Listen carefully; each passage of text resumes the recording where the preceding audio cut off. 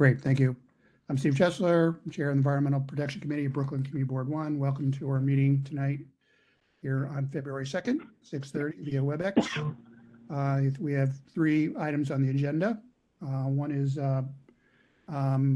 discharge permit modification for the 470 Kent Avenue development, and a similar item, discharge permit modification related to water, wastewater 411 West. And then we will review the proposed board's response to the Army Corps of Engineers Storm Risk Management Plan.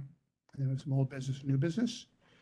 So first we'll have 470 Kent present and talk about what's involved with the permit, and then we'll discuss and ask questions if there are any after that.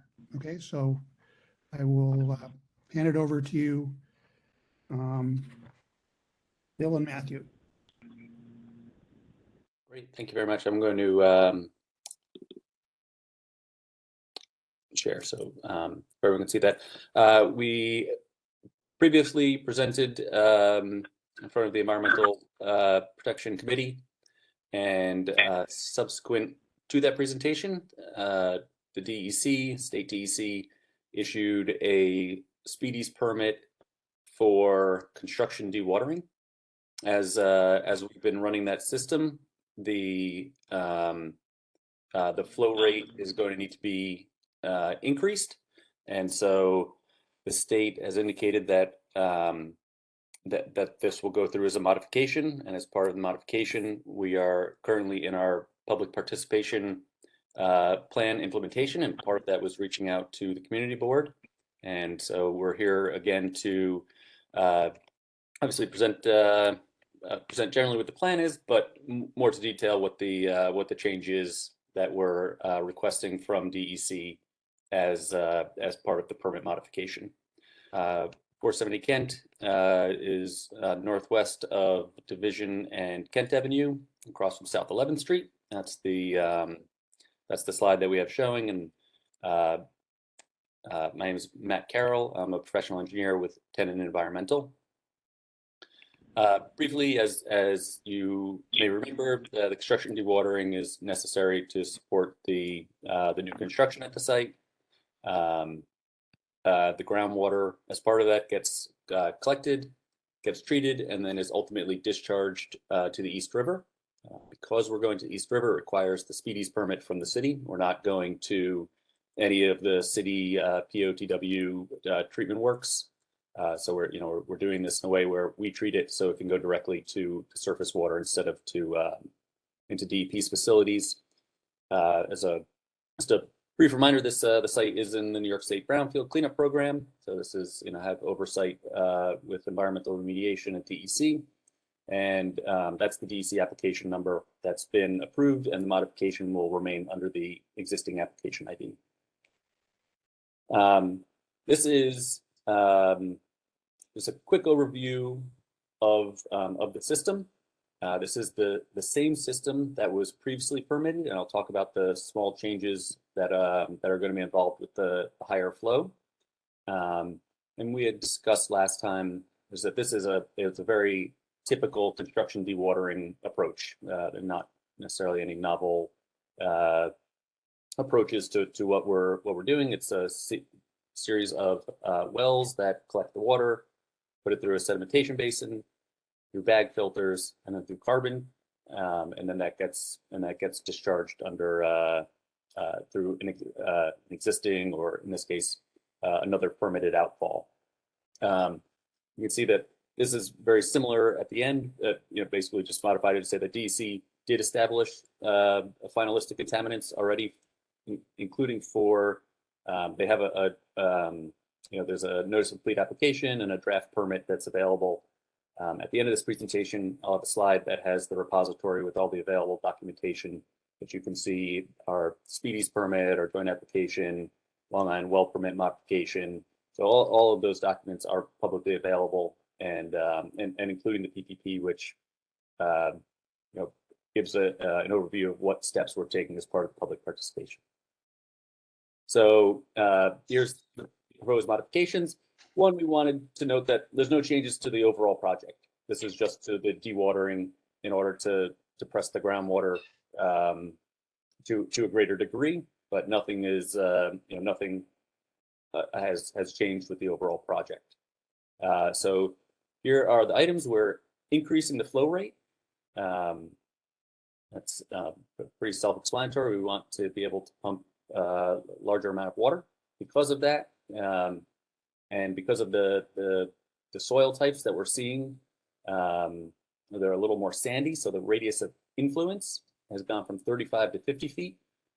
These calculations were reviewed by DEC, so taken into account and confirmed that there were no remedial sites that were going to be impacted by the change in the radius of influence.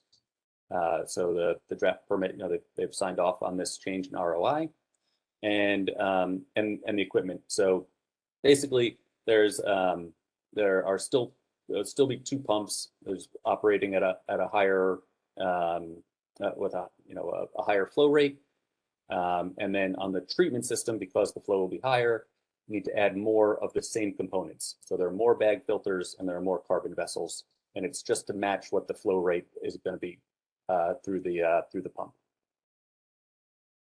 So general overview of the system. It's helped us, schematically, that it gets collected, goes through the settling tank. That settling tank at the end, when it's decommissioned, there'll be a minor amount of sediment that gets collected in it that will be characterized and disposed off-site. But all of the water will go through the treatment system, which, as mentioned, are the pumps, the filters, and the carbon vessels. That's just a general schematic, so you can see how the system works. As I mentioned, this is something we reached out to the community board. It's not necessarily a requirement, public participation. So there are other items that we've done. We had a public meeting 2 evenings ago. Was noticed and and published, sent out flyers. We had some neighbors join and had the opportunity to ask some questions.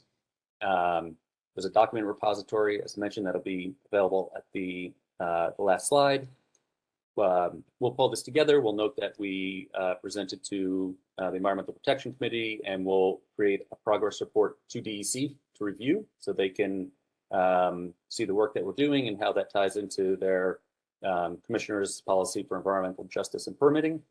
And then once all, any comments are received and addressed, there'll be a final report and certification saying that we've done the public participation process. Here's some additional information. Obviously, start at the end. You can look up this information on the DEC's website and track the permit. But generally, that first one, the online document repository, has all the reference documents, all the the technical items that support this modification change. And lastly, my name, as mentioned, is Matthew Carroll, professional engineer with Tennant Environmental. We have an email address just set up for this project, which is available on the repository or on this splash screen. So if you, after this meeting, have any other follow-up or requests, we're certainly we respond through this contact information. And with that, I'll just leave that up if anyone's taking it down. But that's the general overview. Is we're asking for an increase in the amount of flow and the attendant changes that will be required to do that. Right. Okay. Great. Well, thank you very much. I appreciate it, straight and to the point. Sorry, Steve. Can I just add one thing that? Of course, sure. I think Matt skipped. Besides the increased flow, we're also requesting and have gotten DEC's approval for an additional outfall. So that's just to be noted. That's right. I don't have a slide for this. The outfall was permitted at least a year ago, and it's the stormwater, right? Like I was saying, the preference of the city is to not increase the amount of flow to their treatment facilities. They want to maintain, a lower capacity and not have any add. So the stormwater in this project is already permitted through an outfall, essentially located on the site. And so that existing approval has the capacity to accept this dewatering fluid. So DEC will allow us to put it either into the existing DEP outfall, which is, you may remember this from our first presentation, that it's after the regulator. So we're really just using the outfall as a drop location for this water until it goes to the Wallabout Channel, East River. And then this already permitted outfall will be constructed and would be able to accept the flow. It would be a same direct discharge to the East River. Thank you, Phil. All right, so you're creating an additional outfall. That's right. That's right. Yeah. Basically, the stormwater outfall is going to be installed early, so we can use it as a discharge location. Okay, and then what happens at the completion of this phase of dewatering with the additional outfall? So right, that will be converted to the stormwater discharge point. So Yeah, all of this- the site's sewer and storm are separated, and all of the stormwater goes through a hydrodynamic separator and out through the bulkhead to the river. Okay, so you'll be processing wastewater on site after construction? Is that what you're saying? or only stormwater. Stormwater. Just storm. Just Okay. storm. Got it. Okay. And just to clarify the flow rate, so it's 1.5 million gallons a day to 2 million gallons a day, is that right? That's what we think our operating will be between those numbers. Okay. You have an approximate duration of this, I guess, this aspect of the remediation, and then I guess it'll be part of the construction process as well, or is that, are we already in the, I guess there's sort of an overlap, I guess, with the remediation construction, because I guess the foundation, I guess, is somewhat part of the remedy. I can't remember if that's with this site. I'm totally off base, but you can clarify that. Yeah, yep, that's correct, that there is a remedial excavation, and then this will support it. Okay, I'll let Phil will have if he has a better clarification on the schedule, but I was going to say one of the things that we discussed in our last presentation is this is a construction speedies because the department had reviewed it and indicated that the groundwater wouldn't be part of the remedy because the quality is fairly good. So that's actually, the remedial part, brownfield part, is the soil excavation. okay, Groundwater, because the groundwater condition is not very contaminated, is just considered part of construction dewatering. And I that's see. why we're doing a speedies. Makes sense. Okay, I remember that.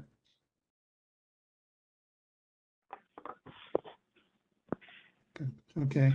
And I think, just to clarify, the radius of influence that's being increased. So is that, I guess, is that lateral radius, or is it more related to depth?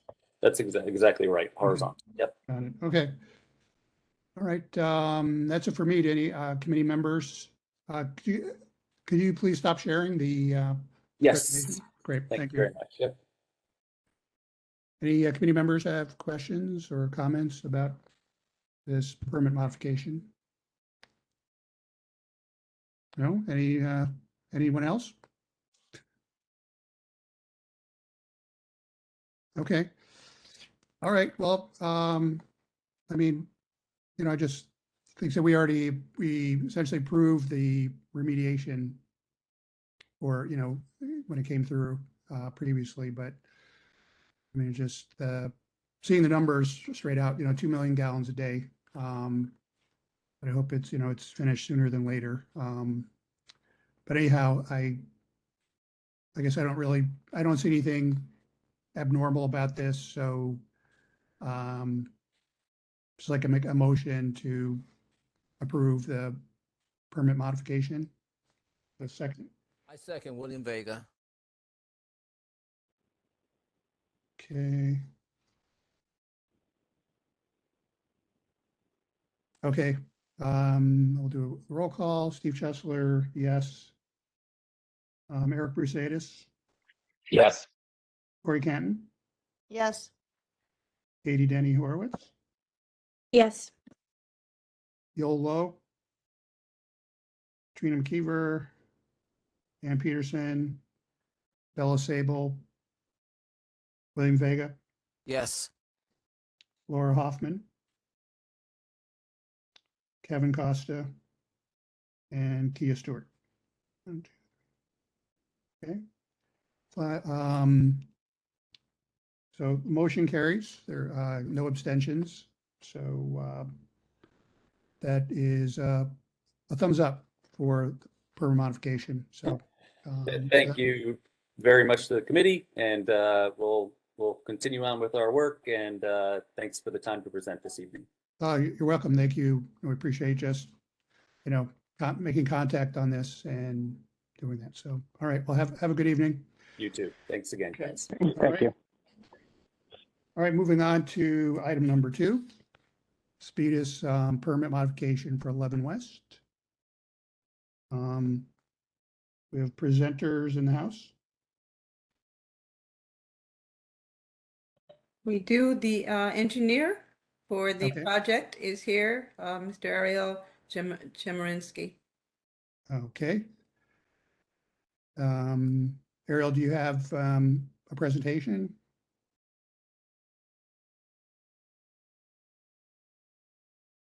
Ariel, you're muted. Hi, good evening. I do not actually, but I'm here to answer any questions that anybody might have. Okay. Well, just to understand, so this is related to construction of the development construction, or is there any remediation going on with the site? No, at this time, this permit is solely for the redevelopment of the site, for the Okay. erection of 2 buildings. Okay. I'm sorry, Ryan, what firm are you with? AMC Engineering. Thank you. Okay. And what I saw is the output volume has gone from roughly 500,000 or 600,000 gallons a day to, you want 60? Is that accurate? 60,000? Yeah, that's roughly correct. So this is a redevelopment that involves 4 buildings, 2 of which have already been erected and no longer need dewatering. The third building, which we're going to call Building A, is the one that needs some dewatering, but nothing to the extent that the other 2 require. So there was some time lapse since the other 2 buildings were completed, and this building is about to commence. So the Speedus permit that we had then lapsed, and we just renewed this permit to accommodate the redevelopment of the new building. Okay. And so what, do you have the numbers? What was the volume and what the estimated new volume will be? I mean, you say that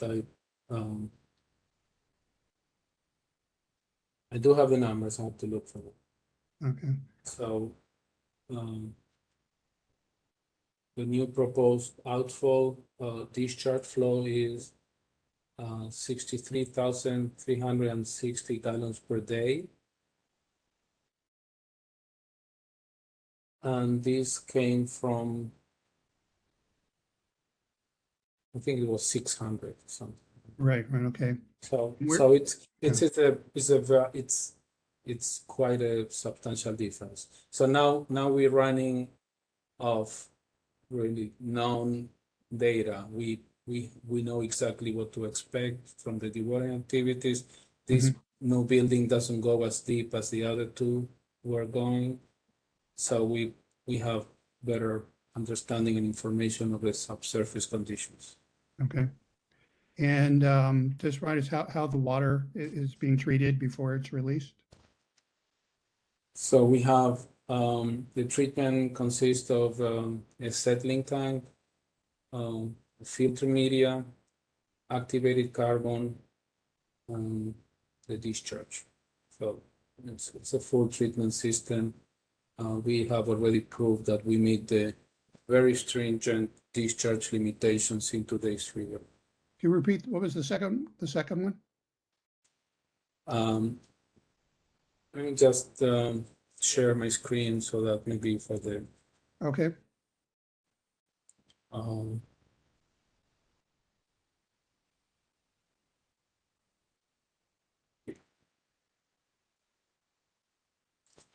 so this is it's called a draft permit, the speedies permit that we are talking about for the Mhm. benefit of the attendees. And this, again, the effective date and the expiring date, this is a draft permit. So right now we are on public comment. I think the public comment ends on February 10. And then DC, if there's no comments, no objections, DC is gonna issue the permit. This table represents the parameters that we are. okay, we're not seeing your screen if you're sharing it. Not? Oh, Yeah. I'm sorry. Okay, How's now? nope, still not. Do you have to make him a co-host on this program?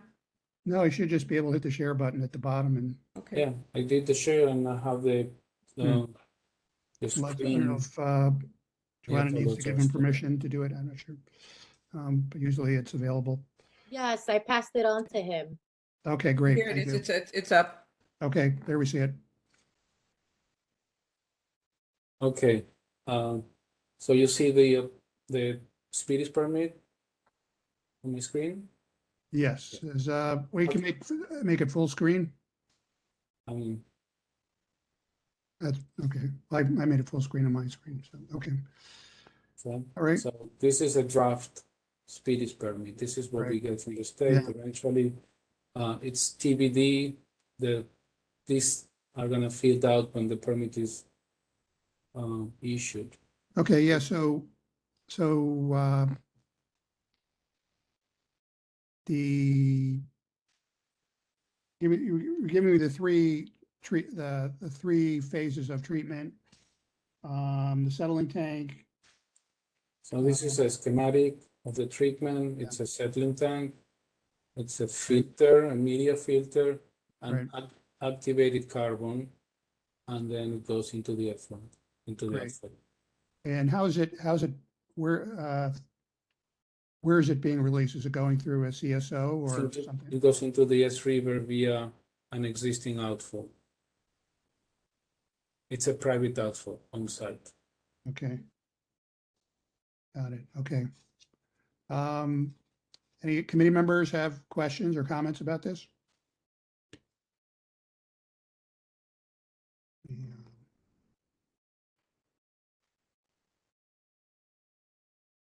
Not seeing any, okay. So when is construction expected to begin on this next building?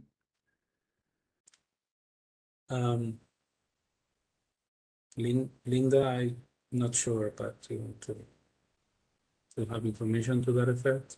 I do not have information to that effect, but it would probably be when when the weather is more clement, so it'd have to be in the spring when you can break ground. Okay, and on this diagram, where is it? So this is the site, right? This is West Street, Oh, I see, and this is Quay Street Right. and Oak Street. So it's right, this is the East River on the left. North is pointing up. hmm So the site is the redevelopment site. So we have. I understand that, but within development site, where is the new tower, the next? Oh, here. So I'm Yeah. sorry. So this is the new little tower, building A, right? I see over, This is where the dewatering is occurring. I see, There's gonna be later on another building D. okay, To be redeveloped subsequently, and so we filed for this permit extension to accommodate both okay. discharge requirements. Well, the one that's next, I mean, it looks a very, very thin building. Very, anyway, okay. Well, this seems, similar to the last one. I mean, the volume is much, much, much lower, tens of thousands versus millions. It's being treated, going through a CSO. So I know it seems reasonable to me. Does any committee members or either attendees have questions, comments for Ariel?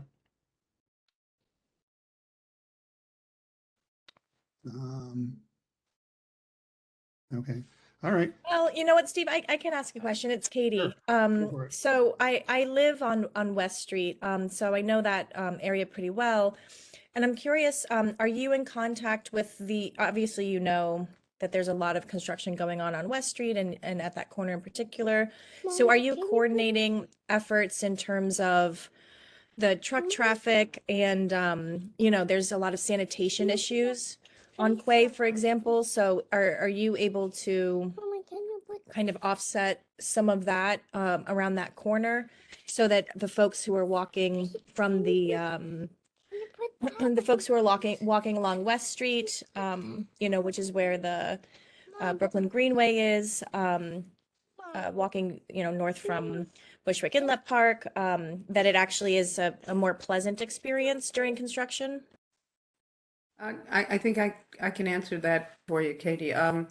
Throughout the whole process, we've worked with the community, and that's why I'm here, because I work with the community on behalf of the developer. When there have been issues, first of all, they built a protected bike lane, for example, and when there have been problems with the sanitation trucks, any kind of delivery trucks, what we've done is worked with the contractors, subcontractors, and trying to find out which, because there's so many developments there, which developments were problematic, and then we worked with them to make sure that the traffic was not, you know, it was not as disrupting. So if there is a problem, then there is a phone number to call, or you can reach out to me, and I can speak directly with the developers and the contractors and the construction managers to make sure that it's alleviated. Okay, great. Thank you. I would say probably sanitation and then also blocking the bike lane are kind But of two things that come to mind. believe me, I live with bike lanes, and we take them very seriously. And sanitation, it's very hard. It's one thing to do with the private contractor, as you know, and it's another thing, and subcontractors, and find out which one works for whom. But with sanitation, we can certainly reach out to sanitation and say, you know, they've got to be more mindful. That's about the best we can do these days. Can you guys provide some general more details on that? What the problem is with sanitation? Yeah, Katie, I do have to know it from I your. mean, I can say it. I haven't seen a sanitation truck on West Street in probably 5 years. So if you can ask sanitation to. Well, you're asking them to Be come. Street Okay. cleaning or garbage That would pickup? actually be through the community board. If there's a Street problem, cleaning. I misunderstood. So look, if you're having a problem with sanitation trucks idling, or there's too much sanitation DOS traffic, that's one thing. But if you're not getting that, that would probably have to go through your community board. I'd call the board office and have them reach out to DOS. That has nothing to do with the development. Well, I think that I mentioned sanitation and street cleaning, but I think there's also a heightened amount of debris in the street trees, for example, on the opposite side of West. Shh, hold on. You know, and which some of it is just blows around from the construction sites that are around there. Well, And they so- have fencing around there, Katie, so that would be, but we're talking about specifically about this development. I will look into it. Should I call your I can call your district office and and if you can provide them with information, I'll find out what I can do. I appreciate that. Thank you. Absolutely. So, okay. Great. Thank you, Katie. Thank you, Linda. Anyone else? Okay.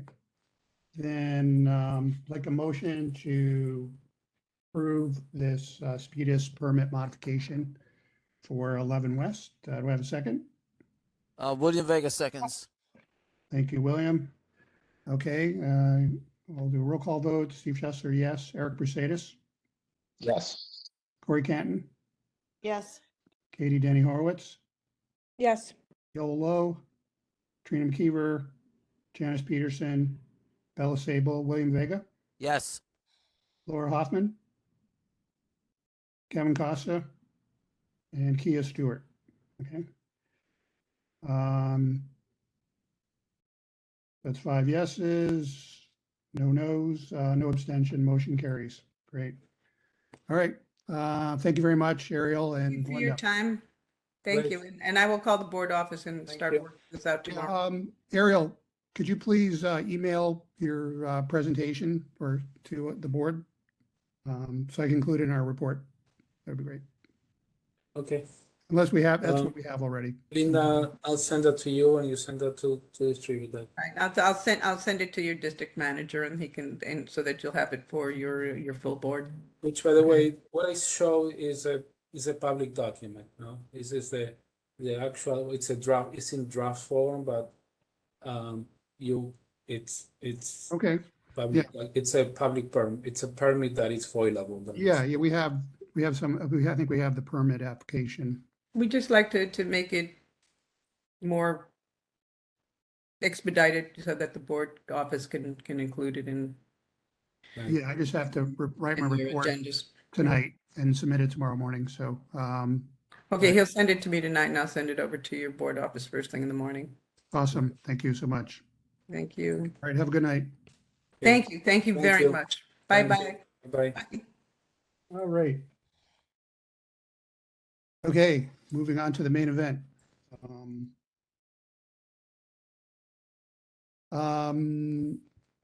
The Army Corps of Engineers Storm Risk Management Plan response draft. As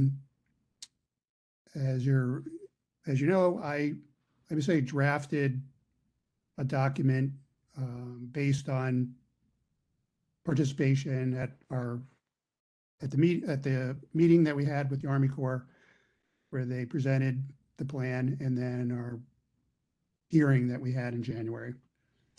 I don't know if folks have had a chance to look through it. I know Trina and Laura looked at it and made some suggestions, some copy edits, that sort of thing. I don't know if folks had any thoughts who have looked at it off the bat. Yeah, I did. I did look at it, and sorry, Steve, I'm not finished adding comments. I wanted to, but I just haven't done it before tonight. But I will very soon. I just wanted to add a little bit of a sentiment about just park design, Okay. and some existing resiliency efforts that have taken place around the city's shoreline, and so it's something that we're drafting for your consideration. Okay. We have to vote on this tonight, and then, yeah. Well, if it's, do you have language that you could just email me tonight that I could just drop in there? Yes, or if it doesn't make it in, then that's okay. Because I think I told you we're sending a couple of separate letters that are going to specifically Right. talk about park design. So Okay, that's Yeah. great. That's great that you're doing that. Okay. Anyone else? Okay. Well then, I believe, for the record, I feel like I should read the document, and then we can vote on it. I don't know if you have, a beverage with you. So I'll read fairly quickly, but in an understandable way. So 1 second here.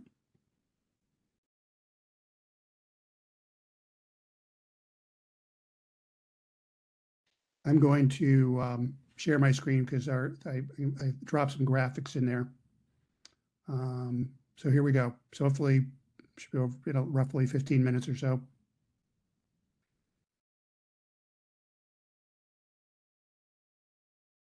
Okay, are you guys seeing that okay? Nope. Yes, we can read Okay, it. great. And one thing I just want to run by you, I mean, is obviously we're going to submit to the Army Corps.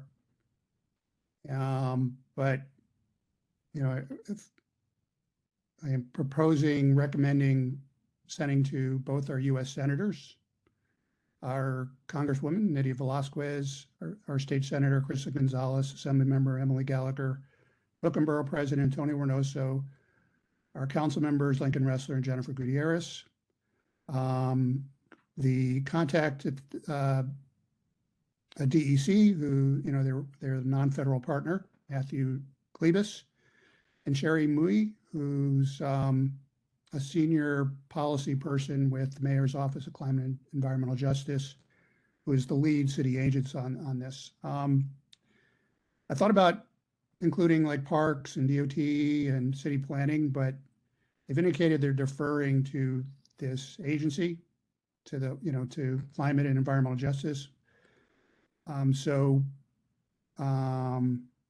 Steve, about Yeah. our borough president, Antonio Reynoso, I don't see him here. Yeah, he's there. He's after Emily. Okay, I enlarged it so much I cut him out, I guess. I apologize. Hey, that happens, Okay. So, all right. So I guess we'll stick with this list, and away we go. Introduction, summary of the U.S. Army Corps of Engineers plan, generally and specific to Newtown Creek and its environs. That's part one. After the introduction, part two, Newtown Creek, history and characterization, analysis and review of the local alternative 3B proposal. Part three, Greenpoint Waterfront, history and characterization, analysis and review of the local alternative 3B proposal. Part four, unprotected areas, South Greenpoint shoreline, Bushwick Inlet and McCarran Park, Wallabout Channel, environmental justice areas within Community District Number 1 and Greenpoint Historic District. Part five, additional concerns, induced flooding, groundwater, cloudburst events. Part six, establishment of a local working group to work with the U.S. Army Corps of Engineers on the local plan design, and then summary and conclusion, and then an appendix, which has graphics. Whoops. All right, introduction. Based on the United States Army Corps of Engineers presentation of Brooklyn Community Board Number 1, Environmental Protection Committee on November 29th, 2022, noting slides below. The ensuing discussion input received from committee and board members and the general public attending an Environmental Protection Committee hearing about the plan on January 4th, 2023. This committee board submits to the U.S. Army Corps of Engineers as a response to its New York, New Jersey Harbor and Tributary Study Storm Risk Management Draft Plan. Below that is two slides isolated from the Army Corps presentation, summarizing the details, a map of the flood zone, and an outline of where the tie-in infrastructure and the storm surge gate are proposed to go. First, a statement on comment deadline. We must state up front that the amount of time the U.S. Army Corps of Engineers has provided to the public to respond to its planning around the critical issue of future increased storm surges is not adequate. The online documentation is massive and daunting. While the 2-month extension was quite helpful, there still remains little time for volunteer committee board members to pour through and absorb the incredible amount of data the U.S. Army Corps of Engineers has published, do proper research on the subject, and fully reach out to committee members to gather and submit comments. In true fairness, the comment period should be extended for another 12 months. Part one, summary of the Army Corps of Engineers plan, generally and specific to Newtown Creek and its environs. It's acknowledged that the U.S. Army Corps of Engineers, after years of researching the impacts of Hurricane Sandy on New York and New Jersey Harbor and Tributaries Study region, formulating worst case impact and damage scenarios for future 100-year storms, taking into consideration accelerated predictions for sea level rise for the region, and creating an environmental impact statement in the draft plan, estimating environmental consequences for a matrix of environmental categories, and creating a cost-benefit lifespan construction analysis of 5 alternatives versus no action. U.S. Army Corps of Engineers is favoring alternative 3B as a preferred plan. Out of the 5 proposed alternatives, 3B falls roughly in the middle in terms of cost, benefit, and lifespan. In contrast to alternatives 2 and 3A, that includes large infrastructure installations across the entrance to New York Harbor and little infrastructure installation north of the harbor entrance. 3B instead exclusively focuses on installation of flood protection infrastructure north of the harbor and multiple target areas. Furthermore, while alternatives 2 and 3A offer roughly 94% and 76% protection respectively, alternative 3B offers only roughly 63% protection. However, alternatives 2 and 3A are estimated to have total costs of $150 million and $95 million respectively, but alternative 3B has a significantly smaller estimated cost of $76 million. Alternative 3B also is estimated to have a longer lifespan and shorter construction duration in comparison to the 2 other plans. Alternatives 4 and 5 are estimated to offer significantly less protection while being significantly less costly than the other 3 alternatives. The lifespan of alternative 3B infrastructure noted per U.S. Army Corps of Engineer policy for the purposes of economic evaluation is 50 years, but has a planning horizon of 100 years. Alternatives 2 and 3 offer shorter lifespans, 32 and 40 respectively. Though this Newtown Creek segment of alternative 3B covers areas in both Queens and Community District 2 and Brooklyn Community District number 1, Brooklyn Community Board number 1 will address only the area that fall inside our district, Brooklyn Community District number 1. It is acknowledged that the design of alternative 3B includes installation of a storm surge gate spanning 400 feet across the mouth of the creek, of Newtown Creek, with a 130-foot passage and line approximate with Box Street and Greenpoint. This gate will rise 20 feet in the water and rise from the riverbed to the water surface and 17 feet above the water surface, both at crest elevation. It will remain partially open during normal times and seal shut during storm surge events. The Newtown Creek segment will also include tie-in infrastructure along both shorelines of the creek, spanning the East River northward in Long Island City, Queens, and southward in Greenpoint, Brooklyn, starting approximately from the western edge of 65 Commercial Street, currently an MTA vehicle lot, and future Box Street Park on the Greenpoint side of the creek. Tie-in infrastructures will span west along the creek shoreline and subsequently south along the East River shoreline to Kent Street. This infrastructure will traverse inland through Newtown Barge Park and WNYC Transmitter Park and along portions of DuPont Street, Kent Street, and Greenpoint Avenue. The tie-in infrastructure will utilize a combination of seawalls, flood wells, and levees, with some sections extending as 17 feet. U.S. Army Corps of Engineers estimates that implementing Alternative 3B in this matter will offer almost complete flood protection from Newtown Creek during predicted 100-year storm surges. It is also noted that sections of Greenpoint and Williamsburg that suffered significant flooding during Hurricane Sandy, such as Bushwick Inlet, McCarran Park, and Walbout Channel, in which are predicted to experience increased severe flooding during future storms, are not protected under Alternative 3B. That emphasis was added to that last sentence.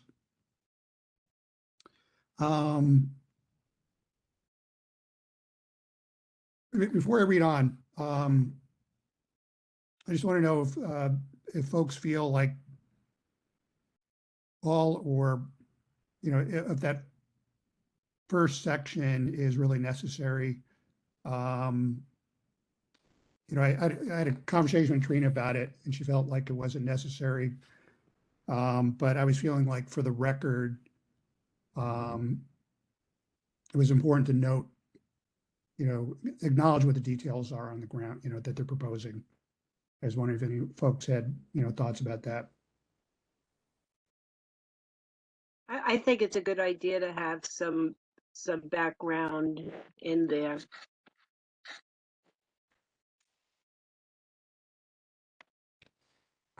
Okay. Anyone else? Yeah, I mean, the content definitely seems relevant. I mean, if you wanted to get to, maybe you could do it in the end as an addendum if you wanted to get some other things up front. But the content itself, I think, is worth including.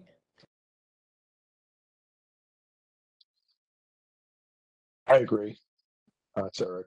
But I'd be interested to hear what Trina's why Trina thought it might not be necessary. I think she was just feeling that, like groups of people already know the details, Oh, I'm sorry. I thought Trina was on the call.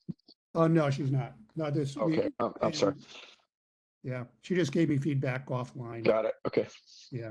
Go ahead, Steve. I'm sorry. I didn't mean to- I like Katie's idea about making it an addendum. That kind of, it's a compromise, and it sounds good.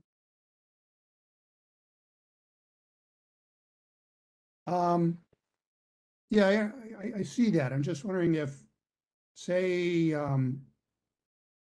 somebody in the community or anyone who actually comes and reads the minutes of the board meeting and our committee report and maybe that they don't have general knowledge of the plan or, Should be in the, and so I just feel like putting at the end, it's just sort of, no one's gonna read it. yeah. I think you're right, Steve.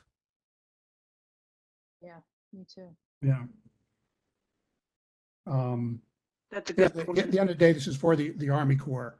So I feel like, I think it's very important, though it's, it's somewhat lengthy to note the details, and they're technically, they're supposed to respond to our response. So maybe if there are details to be corrected, they will correct them. But all right, well, let's, we can revisit it at the end, what to do with that section. So I will carry on. Part 2, Newtown Creek. History and characterization. For approximately 200 years, Newtown Creek has served as a vital shipping canal. Excuse me 1 second, I just got to grab water.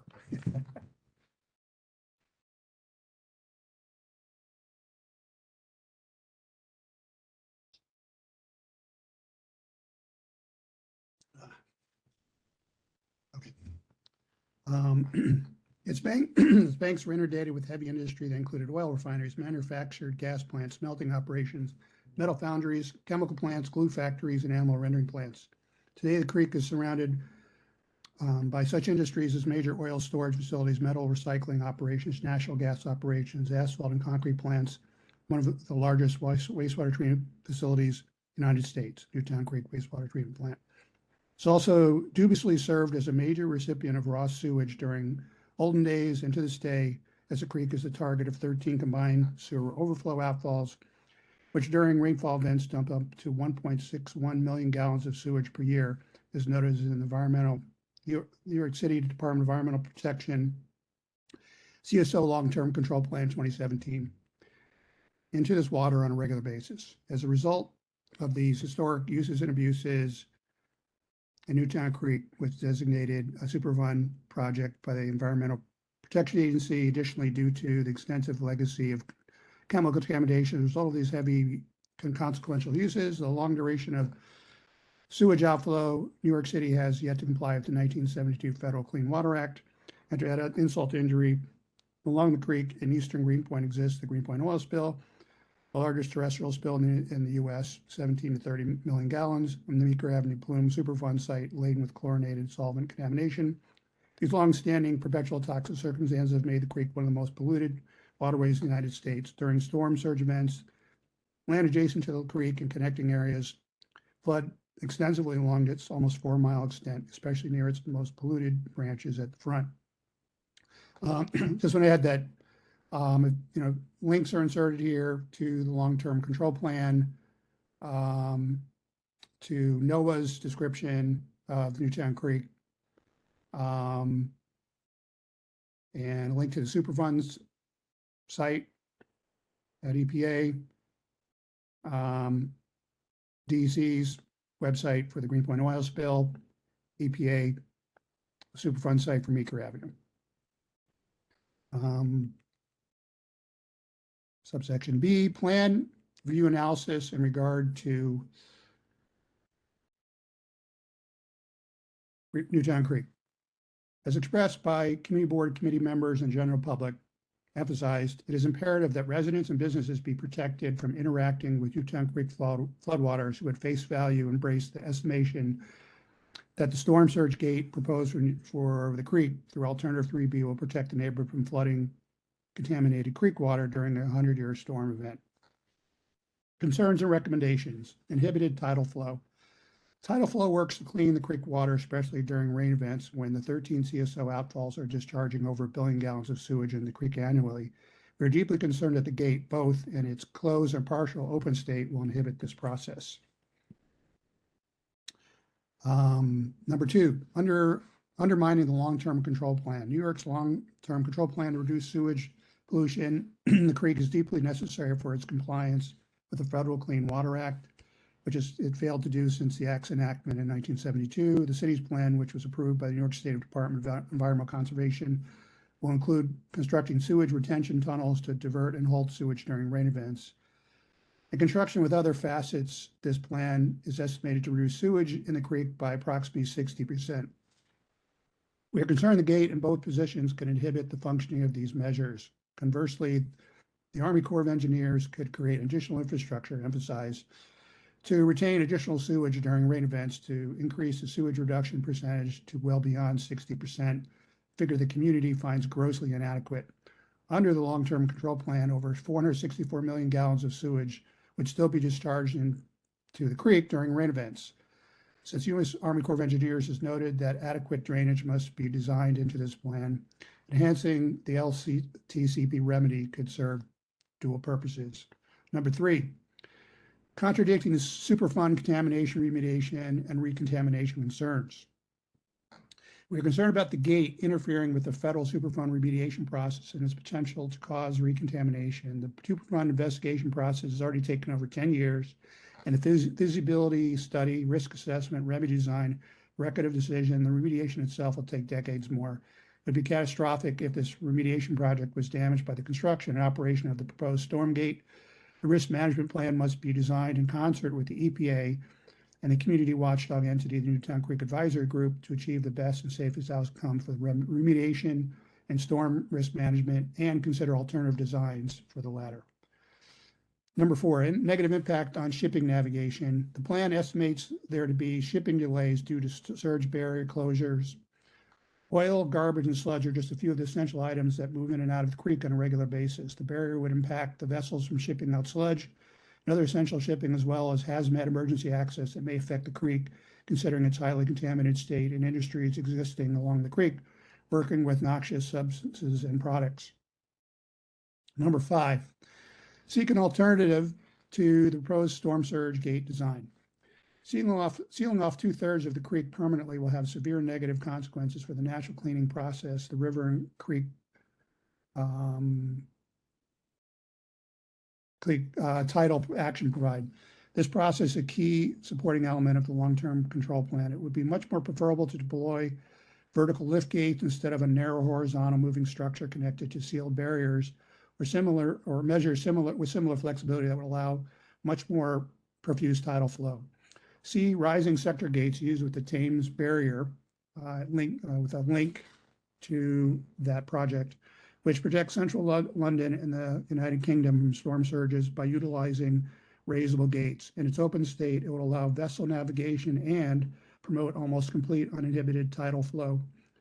Brooklyn Community Board 1, this is emphasized, urges United States Army Corps of Engineers to explore and consider alternatives to a structure that would not disrupt the tidal flow of the creek and prevent the potential negative consequences of utilizing horizontal gate and solid barriers. Any questions or comments so far? Sounds good, Steve. Okay, cool. Part 3, the Greenpoint Waterfront History and Analysis. In 2005, New York rezoned, linked to the 2005 rezoning, almost 200 blocks in the Greenpoint and Williamsburg sections of Brooklyn along its waterfront. This massive land use action enabled properties previously zoned for heavy manufacturing to be developed into high-density mixed-use residential buildings. This rezoning, the subsequent ones passed as recently as 2021, have ushered in a dramatic growth in housing units and a population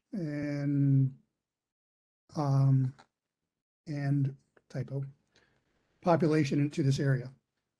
And New York City Department of City Planning report, linked to that report, net change in housing units 2010 to 2020 showed Greenpoint, Williamsburg creating around 21,000 new housing units from 2010 to 2020, the most of any area in the city.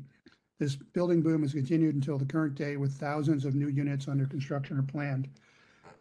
Where the northwest Greenpoint shoreline aligns with the proposed Newtown Creek tie-in structures, 8,003 new housing units have been constructed or are being constructed, which will result in approximately 18,500 new residents.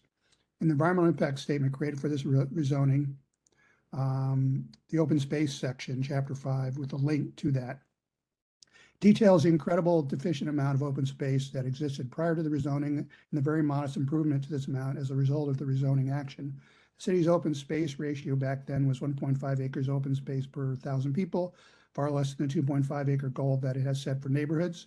In the Greenpoint Williamsburg rezoning area, the ratio was a dismal 0.6 acres per 1,000 people.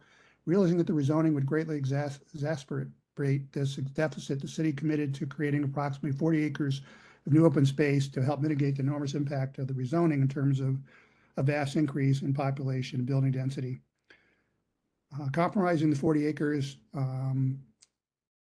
a link to the Greenpoint Williamsburg waterfront open space master plan.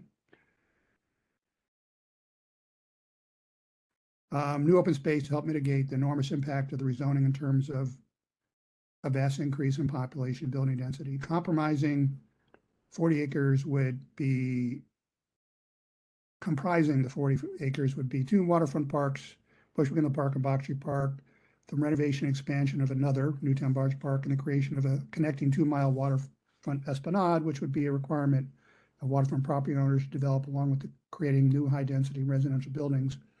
1.6 acre WNC Transmitter Park would be separately proposed and developed on the Greenpoint waterfront, opened in 2012, in concert with the rezoning commitments and be factored into the EIS. The open space action was the only emphasized part of the rezoning proposal that was approved by Brooklyn Community Board number 1. Extra emphasis to safe and direct public access to the waterfront has been a long-standing drive from the North Brooklyn community. Previously, private industry, dilapidated piers and bulkheads and fences inhibited safe and direct access to the neighborhood's waterfront. This is expressed by the community at our meetings and hearings in addressing the storm risk management plan. It has been significantly documented how access to public open space provides physical and psychological benefits. Therefore, as expressed strongly by board members and general public, emphasized it is imperative that the waterfront open space access to the East River shoreline be preserved as we strive to protect the area from future storm events and flooding. Section B, plan review and analysis regarding the Greenpoint waterfront. As expressed by community board committee members and the general public, it is imperative that residents and businesses be protected from interacting with Newtown Creek floodwaters, who at face value embrace the estimation that the storm surge gate proposed the creek will protect the neighborhood from flooding highly contaminated creek water during a future 100-year storm event. Furthermore, these same voices understand the flooding devastation in East River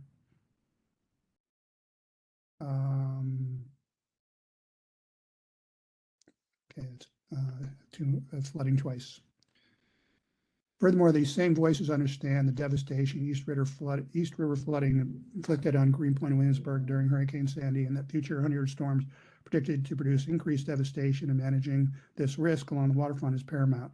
A large sentiment expressed at our committee meetings was shock and awe in reaction to the tie-in construction proposed in 3B that includes seawalls, flood walls, and levees. Some of this infrastructure will rise 17 feet above ground and wall off entire existing under construction and planned waterfront public access areas from Box Street to Kent Street and 11 waterfront street ends, and cutting through 2 recently created waterfront parks and traversing down 4 blocks of street. Concerns or recommendations. Number 1, infrastructure design. Okay, that's a, well, shock and awe have been the dominant sentiments in reaction to the seawall example rendering of a wall on the Huron Street and at the end, at the East River. That's in the, I have that slide.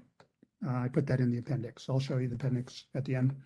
As expressed in Greenpoint Waterfront History section above, obtaining public waterfront access has been a momentous and very just goal that was achieved through a long, arduous land use process. Emphasize, consider measures to reduce wall height, reduce wall deployment or eliminate this feature altogether. Utilize hybrid infrastructure such as living breakwaters with a link to that project. In the river, the entire footprint, footprint span of the planned seawall to calm surges and offer a layer of protection. Consider allowing waterfront properties, parks, esplanades to flood. Seek inspiration from the new financial district and seaport climate resiliency plan with a link to that, which I'll show you at the end. If reduced size seawalls and or flood walls are still deployed, consider design inspiration from Big's East River flood wall concept with a link to that, created for the East Side Coastal Resiliency Project with a link to that. Consider alternative wall locations. Community residents spoke strongly about nature-based solutions as well as managed retreat. Number 2, designs for alternative 3B seems to contradict or be out of sync with current conditions on the ground within tie infrastructure target areas. Point A, privately owned waterfront developments. So, based on recent New York City waterfront resiliency zoning rules changes, all of the private waterfront developments from Bell Slip to Kent Street must raise their land between the waterfront public access areas and their buildings to an elevation of 12.5 feet above grade. All the private development projects from one Bell Slip south to one Java Street have designed their properties with these specifications. The Greenpoint Landing Waterfront Development, which has constructed 6 residential buildings between Bell Slip and Newtown Barge Park, and 2 buildings at Utah Pond and Eagle Street, with 4 more planned south of this block, elevates their waterfront space from the water's edge to around 17 feet. Waterfront properties south of Green Street have lower elevations around 12.5 to 13 feet. Therefore, it seems quite unnecessary to construct a 17-foot tall seawall. Change that to along the shoreline spanning these properties. U.S. Army Corps of Engineers should work with the local community and affected developers, devise alternative adaptations of these properties and street ends to achieve necessary but less severe protections at these locations, or even consider no tie-in infrastructure or much softer, less severe elements, emphasized, either on land, in water, or both. Utilizing a layered approach for protection could potentially work here, such as including a concept like that of living breakwaters linked to the project being constructed off the shore of Staten Island in the harbor, spanning a man-made reef or reefs that will evolve into a full cover of marine life from unprotected Bushwick Inlet and Park to DuPont Street. Or again, look at the financial district and Seaport Coastal Resiliency linked. Point B, U.S. Army Corps of Engineers land elevation data seems dated and out of sync with current on-site conditions. The U.S. Army Corps of Engineers should confer with New York City agencies to ensure they are designing a plan with current accurate data with respect to rezoning resiliency rules for waterfront developments and parks, taking note of the waterfront elevations noted in subsection A. Emphasize the board strongly urges the U.S. Army Corps of Engineers to obtain this information from New York City agencies, city planning, environmental protection, parks and recreation and buildings, and any other relevant agency, as well as the owners and developers of properties within the target area. Point C is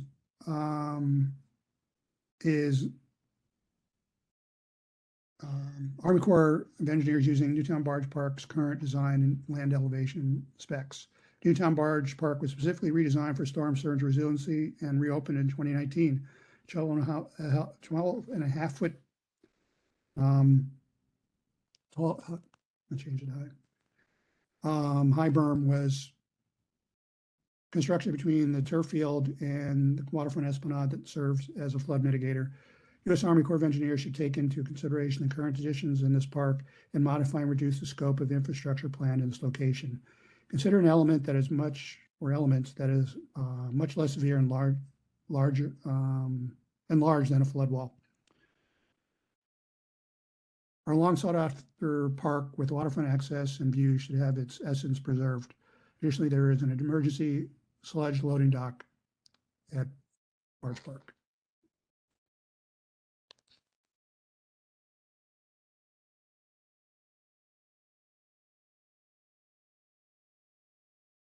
that must be taken into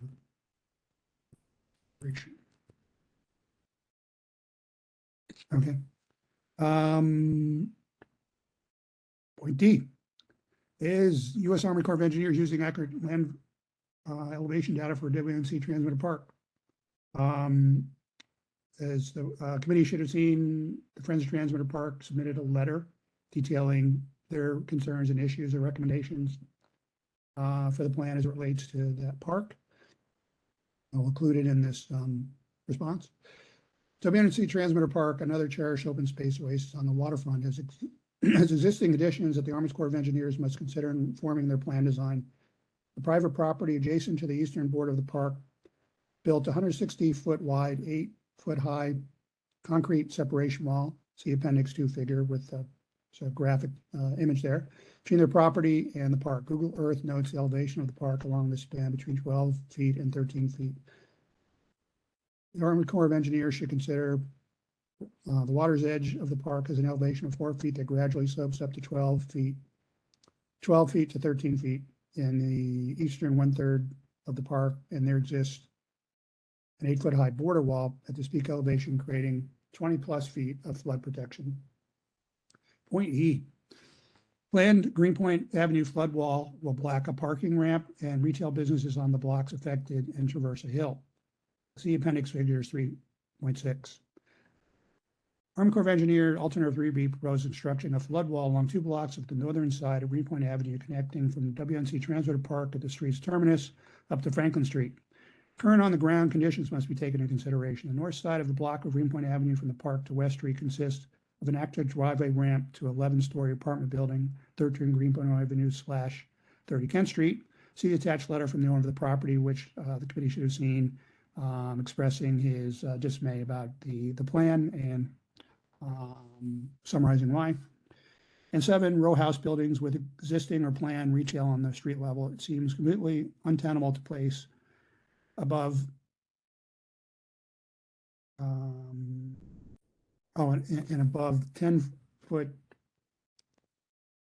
flood wall in front of these elements. Second, there is a street intersection at the convergence of Greenpoint Avenue and West Street. A flood wall traversing intersection of streets and sidewalks seems incredibly problematic. Lastly, the section of Greenpoint Avenue between West Street and Franklin Street is an incline rising from 15 feet to 20 feet from west to east. Placing a flood wall in this location seems unnecessary. Additionally, the north side of the street contains a landmark historic 10-story building, the Ebhard Faber Pencil Factory. Falling the structure off is untenable. And then item number 3, a problem with equity. If the waterfront public access areas along the East River and the corresponding street ends are walled off, the community and the general public will be denied access to the waterfront they have long sought after for decades. However, market rate apartment residents living in the upper floors of waterfront towers will still have that visual access to the river and beyond. This presents a severe equity issue. Pub parks and waterfronts work as the great equalizers. Seawells remove this function from the public realm in our district. Number 4, additional challenges with local waterfront conditions. There are 2 very active waterfront piers located along the East River and Greenpoint. At India Street, this pier serves as a terminal for NYC Ferry. At Kent Street, a pier extends out from WNC Transit Park. It is a very popular amenity. How will the seawalls be designed to not oppress access to these piers and well-being enjoyed by commuters and park goers? These piers are prime city destinations for residents and tourists, lend themselves to the hard-to-achieve goal of waterfront access for all people. From Newtown Barge south to WNC Transit Park, there are 5 combined sewer overflow outfalls, emphasized, and more that actively discharge along the river south of the park. How will the seawalls be adapted to prevent sewage backup during rain events and during cloudburst events? Section 4, unprotected areas. Pause for water. South Greenpoint, Shoreline, Bushwick, and then McCarran Park. During Hurricane Sandy, the upland areas in Greenpoint, south of Kent Street and Williamsburg, connected to the East River and Bushwick, experienced extensive flooding, devastating homes and businesses. Subsequently, the U.S. Corps of Engineers maps and NYC flood hazard maps estimate increased flooding in these areas due to future 100-year and 500-year storm-induced surges over the course of the 21st century. Emphasize, alternative 3B leaves this area unprotected. At our committee meeting and hearing, residents of this area expressed a dire need for the U.S. Army Corps of Engineer and its state and city partners to address the vulnerability here.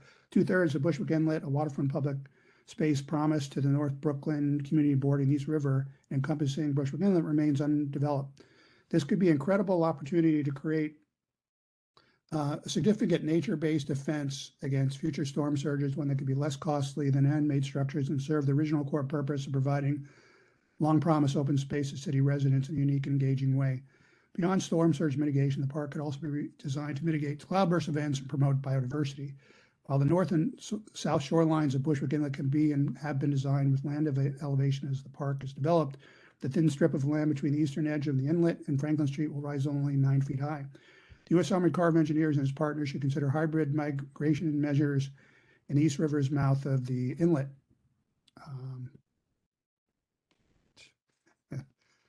At the mouth versus in the mouth. Staten Island's Living Breakwaters project could be a concept to consider or to seed other ideas. On its property located at 40 Quay Street in Greenpoint, which borders the northern bank of Bushwick Inlet, the Metropolitan Transit Authority has hired a private developer to upzone the property to create a large-scale mixed-use building on the spot.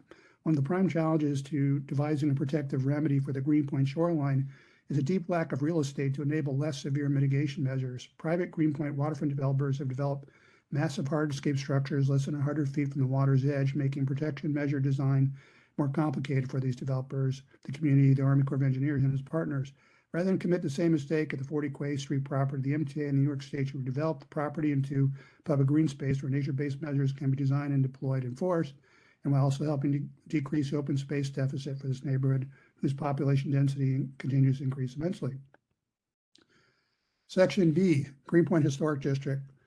The Hudson and Tributary Report and Environmental Impact Statement states, quote, this alternative has the potential adverse effects to historic properties within the Gateway National Recreation Area, Bell and Pay Historic District, and the Greenpoint Historic District, emphasis added, the Gowanus Canal Historic District, and other historic properties. Alternative 3B is likely to have aesthetic impacts associated with the change of viewscape, and some coastal views may be impacted, diminished, or lost due to the construction of this alternative, end quote.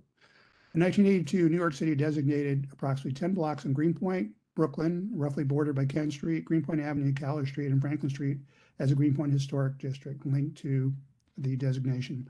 This designation recognizes and serves to protect rows of magnificent townhouses and mixed-use buildings constructed in the mid to late 1800s, many built with brownstone facades and existing as wonderful examples of Italianate architecture.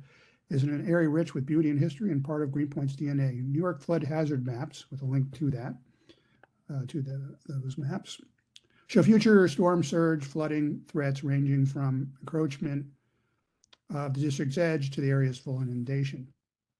Greenpoint's waterfront accompanies centuries of rich New York City and American history, as it was a prime shipbuilding district for 150 years, designing and creating famous vessels as the USS Monitor and the Grand Republic. Many of the historic buildings that supported the shipping industry from the day still standing, supporting a rich historical fabric.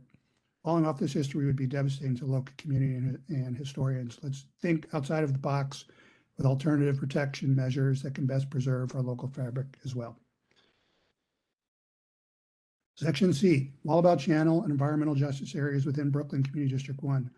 Bordering Williamsburg's south side waterfront from Broadway to Washington Avenue in the Brooklyn Navy Yard, Wallabout Canal was a major flood source during Hurricane Sandy and is estimated to produce much more extensive flooding during future storms.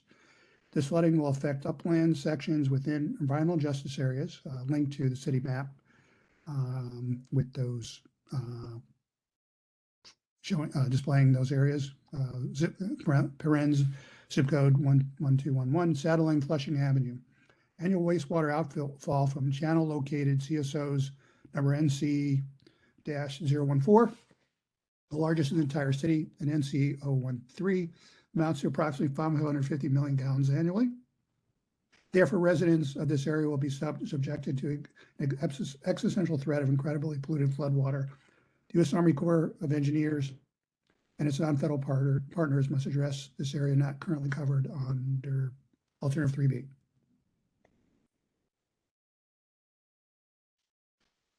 Almost there. Section 5, additional concerns. Part A, induced flooding risk. Both board committee members and attendees during Environmental Protection Committee hearing on January 4th, 2023, expressed deep concern about induced flooding from Newtown Creek during an event when the storm surge gate is closed and preventing creek outflow into the East River. Participants suggested reworking, redesigning Newtown Creek shorelines and bulkheads, and especially street ends that meet the creek. Newtown Creek Alliance has released a vision plan, so link to the plan, that reimagines these elements of the creek, emphasizing nature-based revisions and that support human interaction with the waterway and enhancing habitat so it bolster the creek ecosystem. Participants often mention converting waterfront street ends into public open green spaces designed to calm and mitigate induced flooding and cloudburst events, expressing a desire to return towards naturalism to protect our shoreline and its communities. An additional concern strongly expressed in a worst-case scenario with the severe seawall installation along the East River is induced flooding along the East River shoreline south of Kent Street in Greenpoint. Furthermore, there's a major concern of induced flooding behind seawalls during cloudburst events. Groundwater, section B. Upon document search, I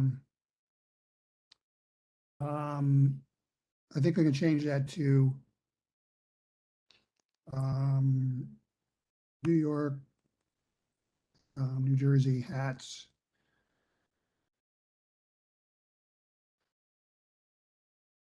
I'm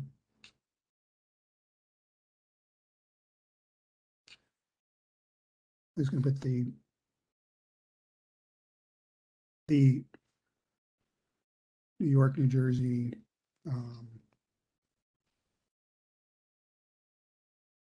feasibility study. I'm going to play that. Okay. Does not discuss groundwater as it pertains to local Superfund sites and other contamination prevalent in North Brooklyn waterfront community. As has been reported lately, linking to a Gothamist article about the monitoring of groundwater that has been dormant for a long duration while flooding from the source has increased, as documented and vocalized by locals at our meetings. In this respect, planning for future storm events and flooding is way behind the curve. Therefore, there are concerns about how redirected flood water will affect contaminated groundwater and underground toxic plume movement, and there is cause for concern about human exposure to these toxins. It is a particular concern in Greenpoint and Williamsburg, where decades of industrial uses have given way to residential uses. Over the last 2 decades, the community board has received and continues to receive almost a dozen brownfield cleanup program applications annually, most involving remediation of groundwater contaminated with volatile and semi-volatile organic compounds, including a highly contaminated state Superfund site linking to Newhart, located on a former plastic factory property in Greenpoint. As sea levels rise, so do groundwater levels. Section C, cloudburst event flooding. There are concerns that cloudburst event flooding is being overlooked with alternative 3B. New York City stormwater flood model maps, with links to the maps, detail what residents are reporting to the community board and beyond on a regular basis. During cloudburst events, specific areas of the district are experiencing major flooding, especially in streets, sidewalks, and basements. These are areas that also flood during storm surge events, therefore potentially incurring 2 major sources of water inundation, and an additional one from swelling groundwater. This includes sections of McGinnis Boulevard between Newtown Creek and Greenpoint Avenue adjacent to Newtown Creek Wastewater Treatment Plant, Humboldt Street north of Nassau Avenue, streets connecting northeast and Bushwick Inlet, Kent Avenue along Wallabout Channel, environmental justice areas along Flushing Avenue east from Wallabout Channel and north of that street and Nostrand Avenue. A major intervention is warranted here by U.S. Army Corps of Engineers and its partners. More maintenance-related issues such as developing a scheduled catch basin, sweeping, and cleaning could also be addressed to help in the prevention of street and basement flooding. Also, underground stormwater infrastructure and other green infrastructure should be included in this plan to address overall rain and/or surge events. All right. Section 6. Establishment of a local working group to work with the Army Corps of Engineers on the local plan design.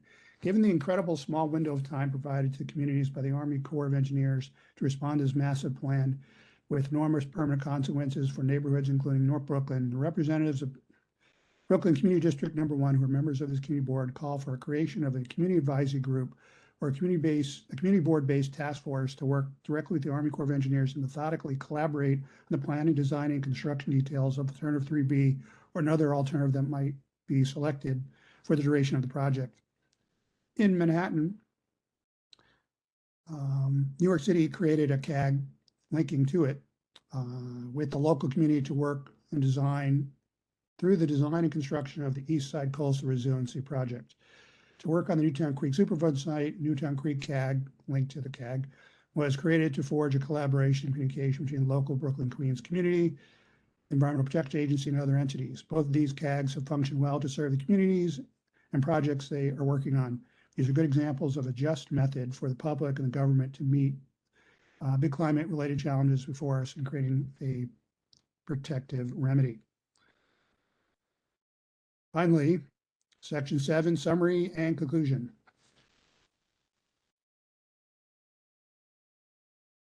Brooklyn Community Board 1 welcomes the opportunity to robustly address the incredible challenges that climate change is and will continue to present to our district. The draft plan presented by the U.S. Army Corps of Engineers can act as a catalyst in attempting to meet these challenges. The board is grateful that Newtown Creek and its connecting areas have been targeted with a future 100-year storm surge risk management plan, given its horrible contaminated state and the long desire for the local community to be protected from flooding. However, considering the significant land use environmental history laid out in these sections in say previous sections, the board strongly requests major reconsiderations and redesigns to alternative 3B related to the design of the storm surge gate and selection, design, employment of tie-in infrastructure. Conceptual plans for both as presented to the board and the community at large will cause more problems than they will resolve.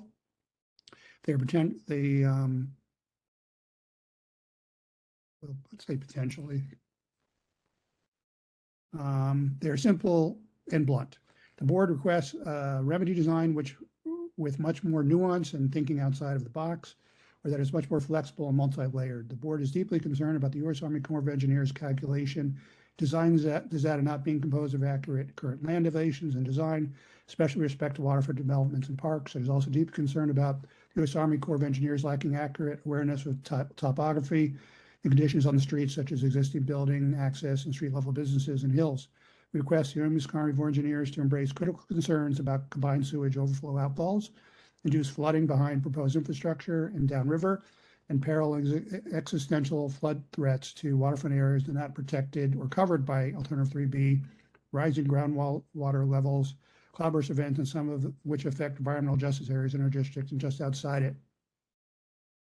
It is urgent that the U.S. Army Corps of Engineers, its non-federal partners, address all of these concerns when Alternative 3B is planned, and or designed. Doing otherwise seems incredibly short-sighted and creates the potential for failure and inadequate preparation and defense against future increased flooding, and in North Brooklyn specifically with highly polluted water from multiple sources. We feel that to achieve the best chances for an optimal design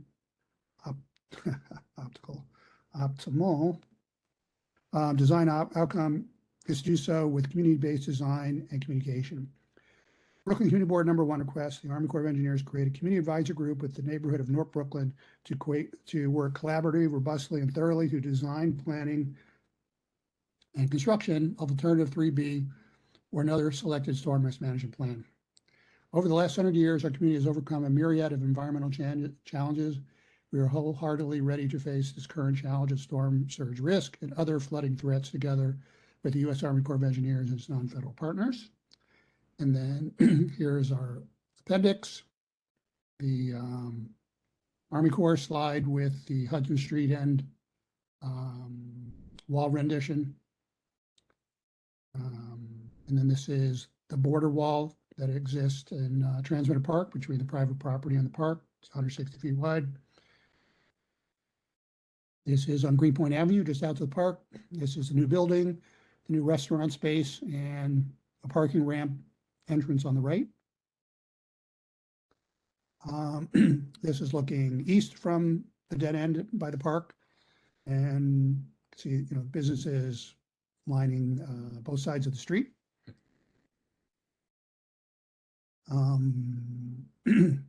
This is that block on the northern edge, noting all the businesses on the ground floor.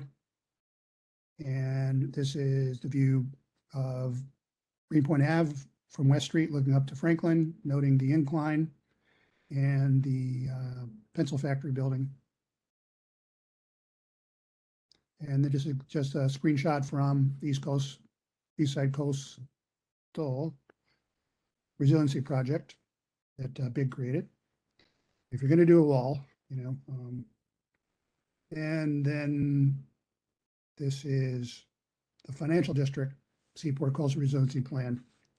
It was created by Escape Studio. And that, folks, is it. So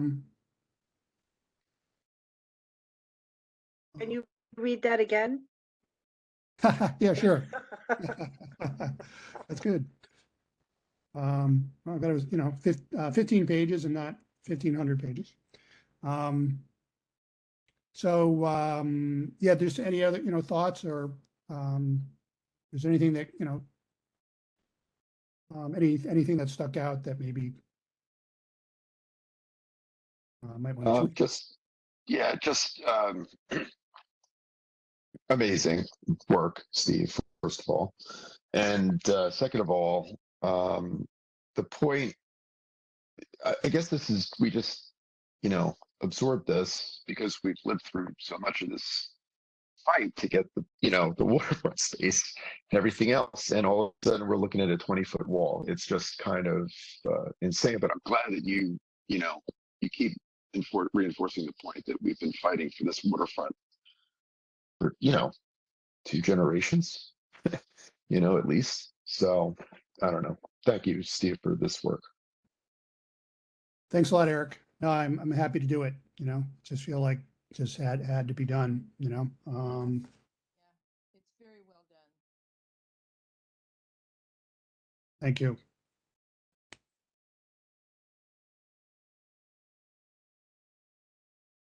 Okay.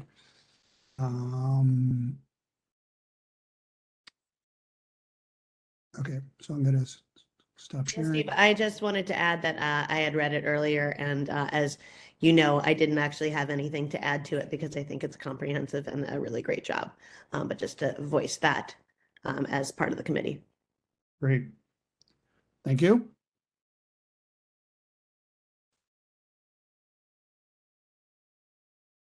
Okay. All right. So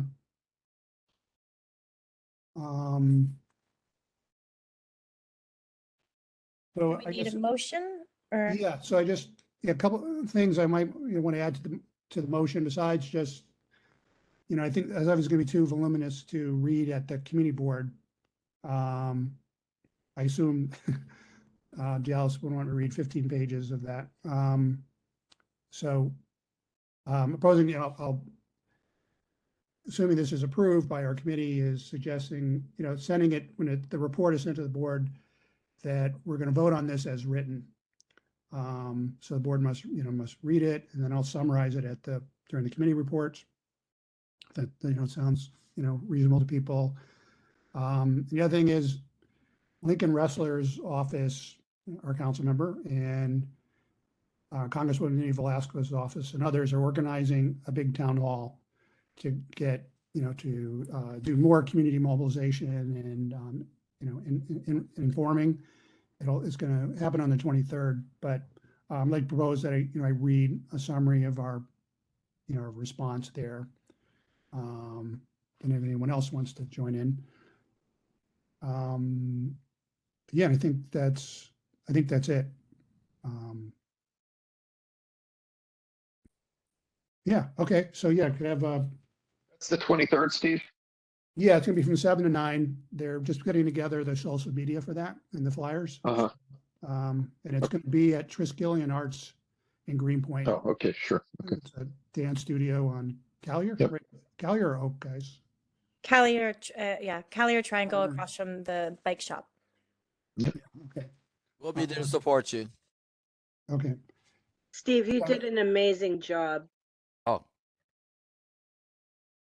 Thank you. Thank you, and I appreciate your edits and additions and so forth. That was great, and Trina did some copy editing and had some suggestions as well. So, yeah. So we have a motion to approve this written response as written with the two letters, and then having Steve Chesler and/or other Environmental Protection Committee members read a summary of the response at the town hall. I second. I guess I made the motion. All right. Okay, motion. Katie. Okay. Roll call, Steve Chesler, yes. Eric Brusitis, Yes. Corey Canton, Yes. Katie Denny, Yes. Yolo, Trina McKeever, Jan Peterson, Bella Sable, William Vega, Yes. Laura Hoffman, Yes. Kevin Costa, Kia Stewart. Okay. We're up to six yays, no nays, no abstention. The motion passes, and that's a wrap for that thing. So yeah, but hopefully just be the beginning. You know, I think we just got to make sure we get that CAG. You know, I mean, Katie, and you brought up. I mean, this is a concept, and it has to get approved and funded, you know, by the feds and other agencies. So that's a big hurdle to get over. But I think we just need to be ready, assuming that happens, depending on, you know, how the Mishigash in Washington plays out. This is for the grandkids. You know, to be honest, that's what we're doing all this for. There you go. There you go, William. Great grandkids.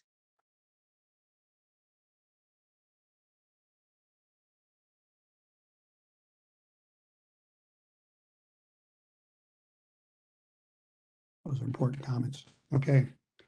All right. So that's it for that item. I'm just going to dive a little bit into some old business. Let me get the old business up here. 315 Berry Street, the BSA special permit for battery storage system installation.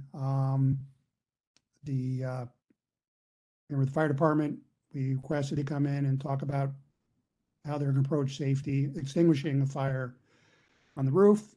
And we had a really good, robust conversation with residents and board members and community. And I think the prime takeaway that I had, one of the things that really stood out is when is asked how do they have experience putting out this type of fire, the captain referenced e-bike batteries. You know, they've experienced, you know, putting those out, but they had experience putting out, you know, a battery system of that scale.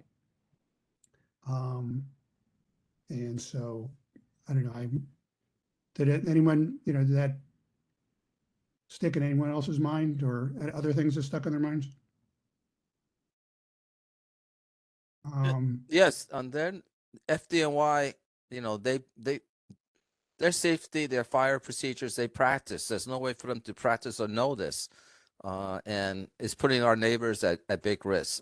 On top of all the water, the weight of all that water to put put out the fire. So I think it's too risky. Right. Well, what I would suggest is, I mean, I think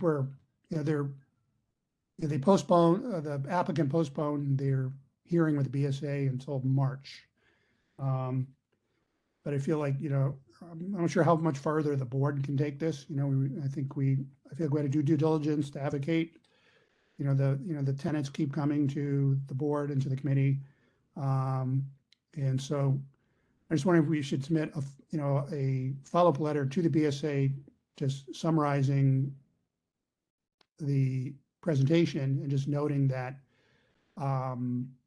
FDNY basically has acknowledged that they don't have experience putting out a BSS system on a roof. We should Um, put it on the record because that will put pressure on them. Because if they approves this and with no, how can I say, the documentation that this is a safety thing, it puts them all at jeopardy, liability.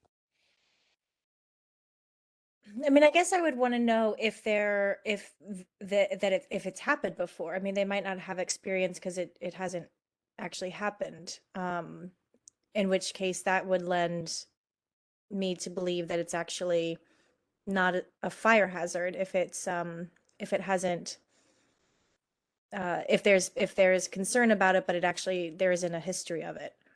Well, there's no history because they haven't really installed these, especially on residential properties. And they've done it, if I remember correctly, it's just like one story, residential property, which is a lot easier to evacuate people than a multi-floor building. I mean, this is New York City's fire department. They should have more information, Yeah. Well, the only history out there is the reported fire in Beijing, China, which had a roof installed system using similar chemical makeup that Microgrid Networks is proposing for this building. But no one knows, it's, the communication out of there is problematic. So people don't know the cause. But I think, it's a good point, Katie. I mean, there's no experience because it hasn't happened, but I just, and obviously it would be a very expensive test case to create. But I just feel like, I think it's just worth noting with the BSA, unless, folks feel like they feel otherwise, I think that it's worth noting. I mean, my issue with it is that why are they putting it on a residential, rental? I think that if something is an exploratory practice, which it sounds like it is, then the owners of the building should be okay with it. And in this case, they can't give consent. And ultimately, I think, Katie, you raise a really good point, but I think we just would need more experience to know that it is okay for them. And until we know that, I don't feel comfortable subjecting them to it. So anyway, Steve, I think making that point, helps them. So I agree with it.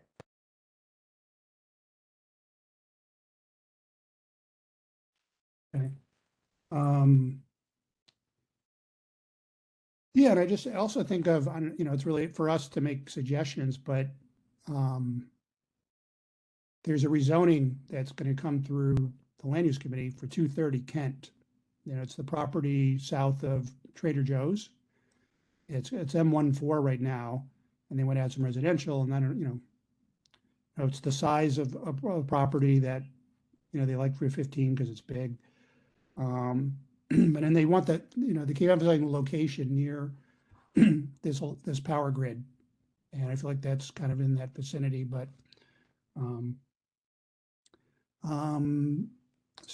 but anyhow, but I feel like, I think we're getting a sense that, feel like it'd be worth it just to note the information that we received with the BSA, and express our concern. And, I feel like, FDNY's got to figure that out, so. I'd like to make a motion to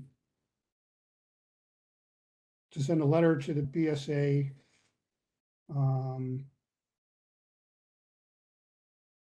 noting that FDNY had a presentation to the community board, acknowledged that they don't have experience putting out a biogas storage system fire of this scale. I second it, William Vega. Okay. I mean, there's so many commercial properties could be the pilot case for this. It just blows my mind. They claim they've approached every property and every mother's property.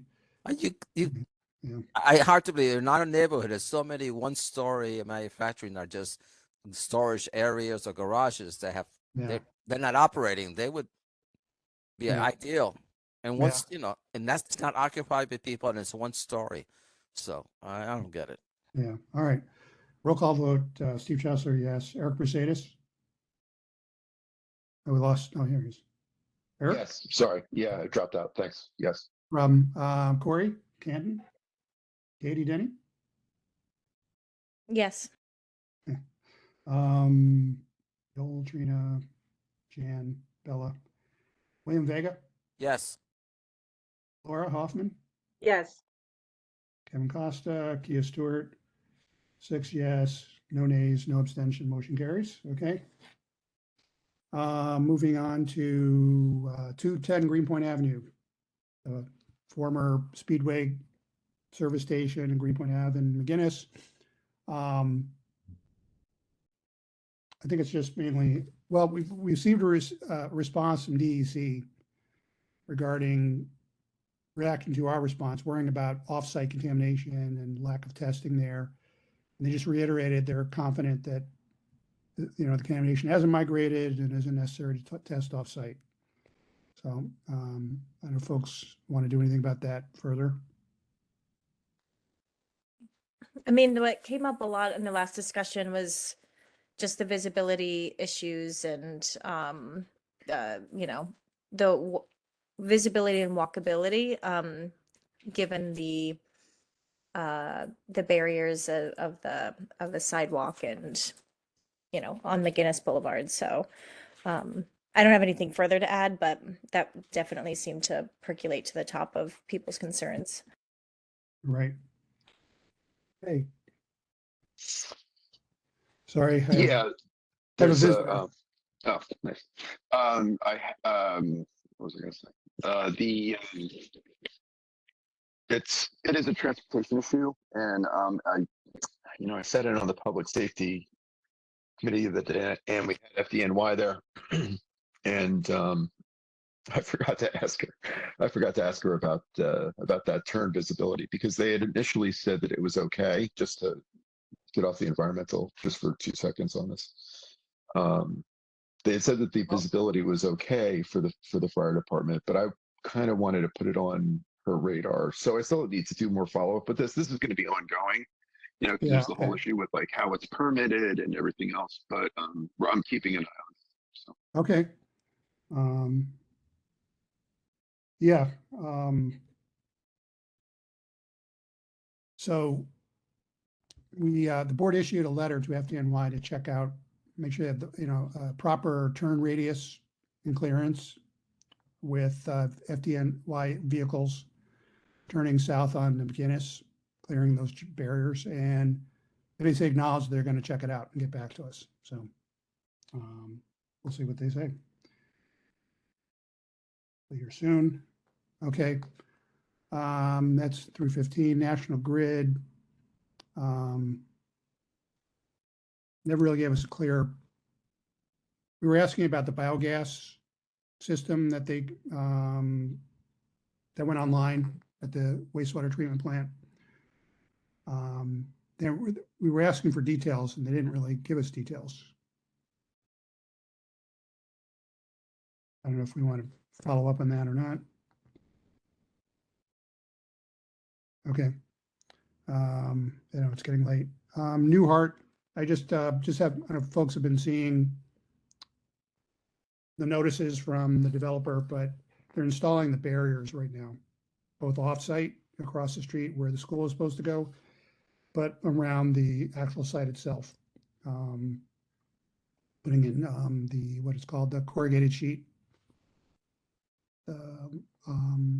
piles.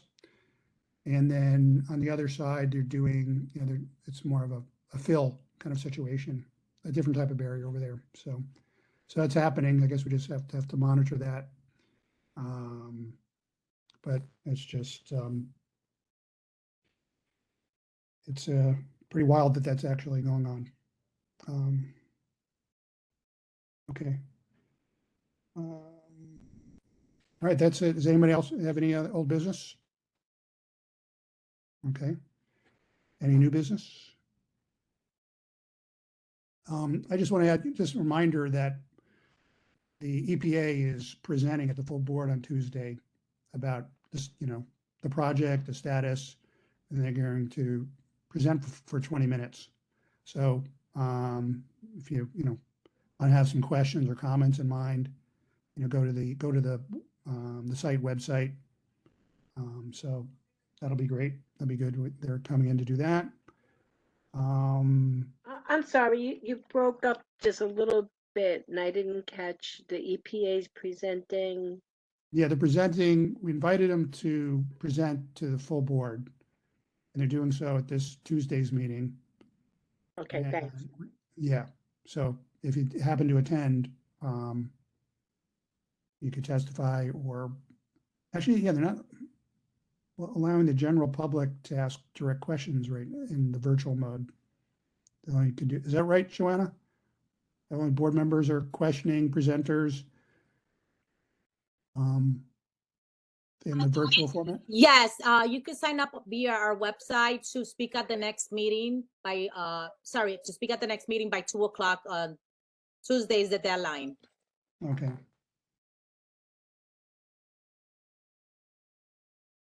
Okay, great. All right. Just one topic down the line, that keeps coming up and it, was in the Army Corps response is all the cloudburst issues, all the flooding issues, that are happening in the neighborhood, dealing around infrastructure problems, et cetera. If we want to have a hearing, down the line about that.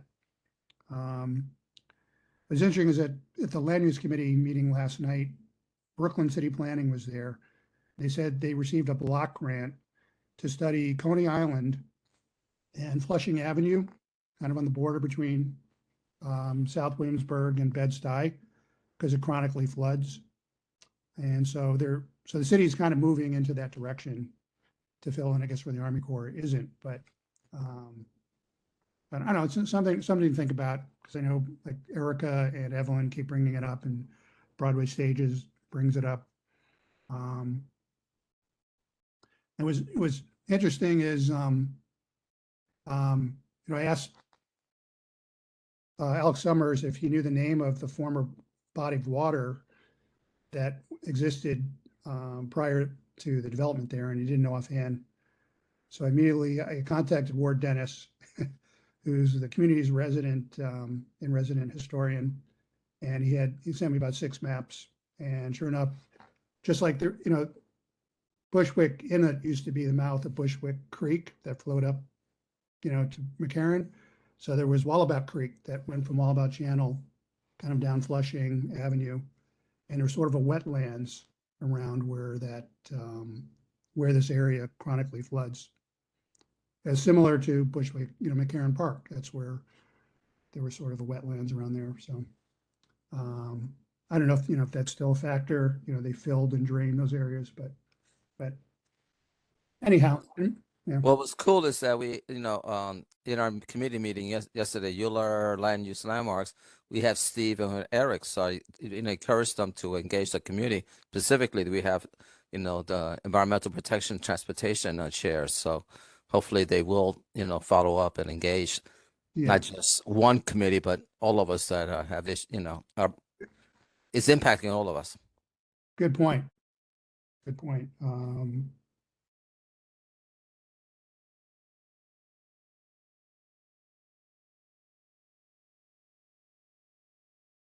Okay. All right. I think that's enough.